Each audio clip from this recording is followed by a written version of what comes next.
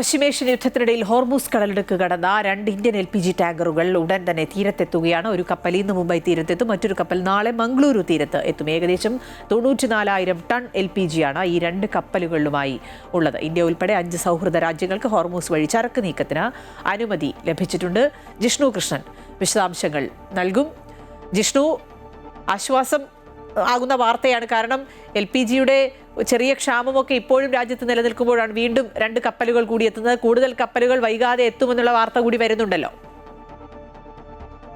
Hormuz കടലിടുക്ക് കടന്ന് 2 കപ്പലുകൾ കൂടിയാണ് ഇന്ത്യൻ തീരത്തേക്ക് എത്തുന്നത്. നാവികസേനയുടെ പ്രത്യേക സുരക്ഷയിലെത്തുന്ന കപ്പലുകളിൽ ഒന്ന് ഇന്ന് മുംബൈ തീരത്തും മറ്റൊന്ന് നാളെ കർണാടക തീരത്തേക്കും എത്തും എന്നുള്ളതാണ് നിലവിൽ അറിയിച്ചിട്ടുള്ളത്. നേരത്തെ ഈ യുദ്ധം തുടങ്ങിയ ഘട്ടത്തിൽ ഹോർമൂസ് കടലിടുക്ക് കടന്നുകൊണ്ട് ആദ്യത്തെ 2 കപ്പലുകളെ ഇന്ത്യ വളരെ സുരക്ഷിതമായി തന്നെ എത്തിച്ചിരുന്നു. ശിവാലിക്കും നന്ദാദേവിയും. പിന്നീട് ഒരു ചരക്ക് കപ്പൽ കൂടി എത്തി. ഇപ്പോൾ ഏറ്റവും പുതുതായി 2 കപ്പലുകൾ കൂടി ഇന്ത്യൻ തീരത്തേക്ക് LPG പെട്രോളിയം ഉൽപ്പന്നങ്ങളുമായി എത്തുകയാണ്.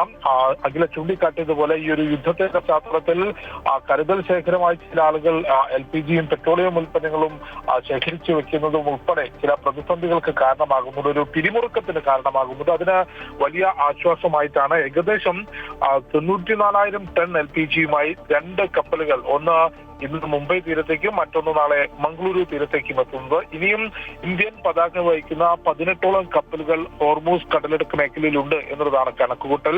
അവയും വളരെ വേഗത്തിൽ തന്നെ ഇന്ത്യൻ നാവികസേനയുടെ സുരക്ഷയോടുകൂടി തീരത്തേക്ക് എത്തിക്കാനുള്ള പരിശ്രമമാണ് കേന്ദ്ര സർക്കാർ നടത്തുന്നത്. ഇന്നലെയും കേന്ദ്ര സർക്കാർ വൃത്തങ്ങൾ വ്യക്തമാക്കിയത് രാജ്യത്ത് നിലവിൽ ഊർജ്ജ പ്രതിസന്ധിയില്ല, പെട്രോൾ ഡീസൽ പ്രതിസന്ധിയില്ല, അതുകൊണ്ട് അത്തരത്തിലുള്ള ഒരു പരിഭ്രാന്തിയുടെയും ആവശ്യമില്ല എന്ന് കേന്ദ്ര സർക്കാർ വ്യക്തമാക്കിയിരുന്നു. അഖില. ശരി, ജിഷ്ണു കൃഷ്ണനാണ് വിശദാംശങ്ങൾ നൽകിയത്.